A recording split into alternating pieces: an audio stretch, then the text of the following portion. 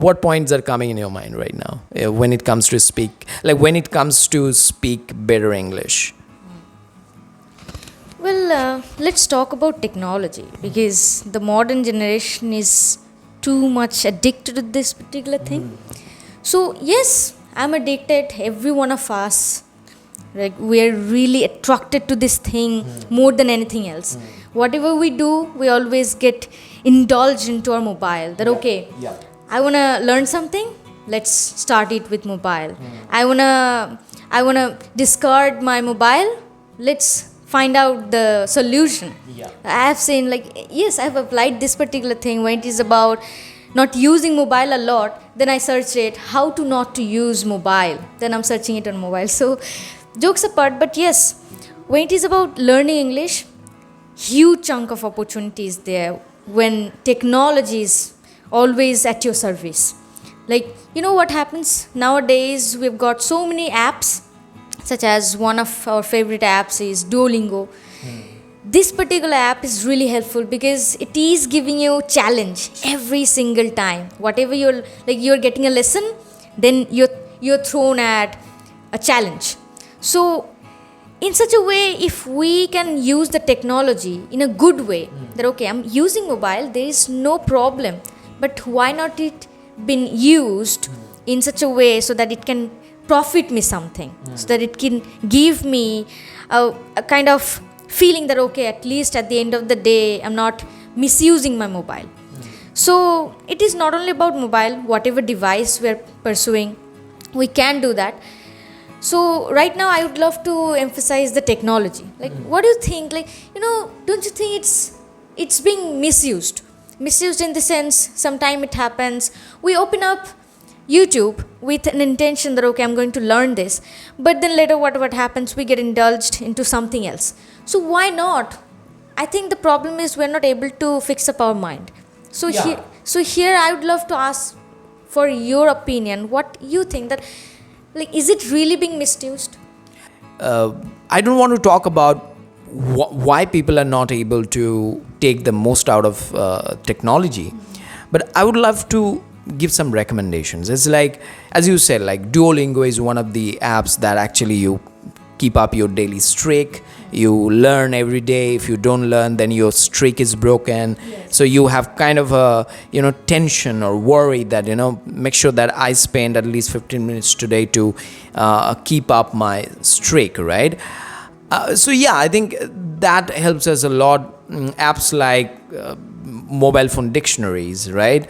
Online dictionaries like ChatGPT or Google, or so many other things that we should use for our benefit, right? Otherwise we're just self-harming ourselves somewhere. We are like, if you check any random student's YouTube history, you see a lot of junk being seen by that person every day, rather than any constructive, I'm talking about most of the people, right? Like, most of these students do not watch any constructive video, and if you want to learn anything at a deeper level, you just have to spend hours on any lecture. I think TEDx is a wonderful platform, like TED Talks, like this particular platform is amazing. Like, you just listen to 9, 10, 15 minutes of somebody's speech, and that summarized version of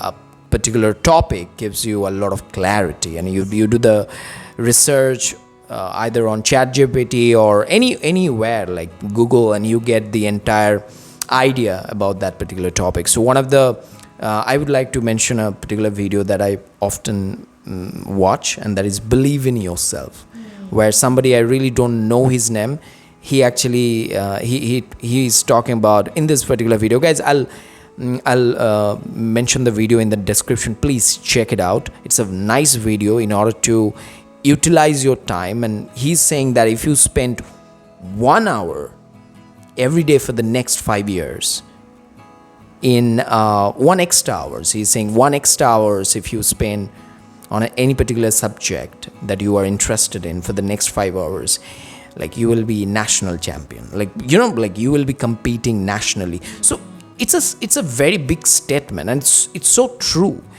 because I just want to get back to my previous point. It's like consistency. Like 1 hour is not the issue. Issue is that am I able to do it every day? Like, that's the problem.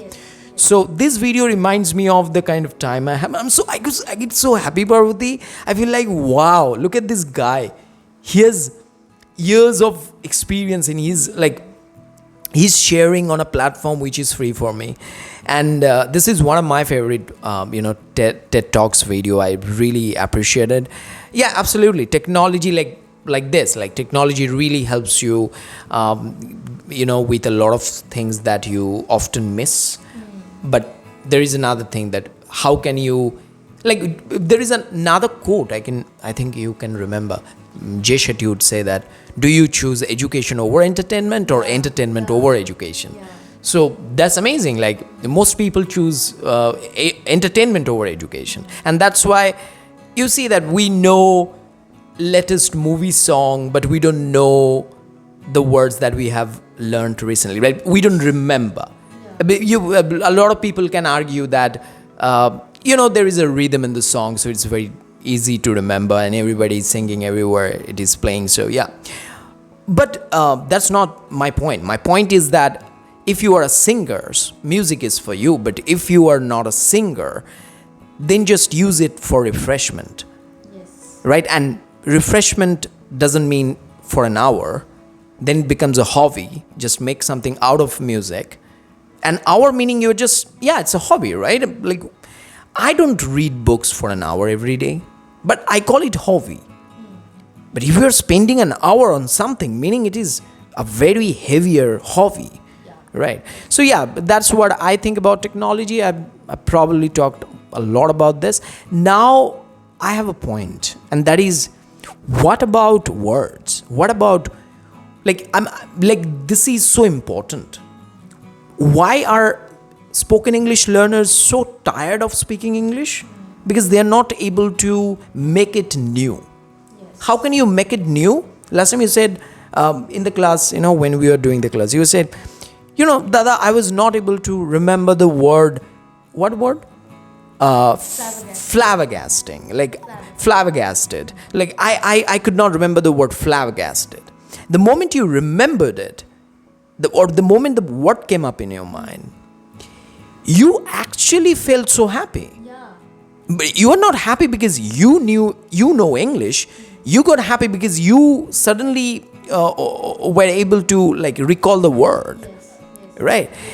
So that's what I'm saying. It's about doing something new with the old thing that you are doing. So it could be having it could be just listening to a person who is speaking English and who is learning English. And when you do that uninterrupted listening session with that person, like you are the listener and the other person is speaking, right now I'm doing it.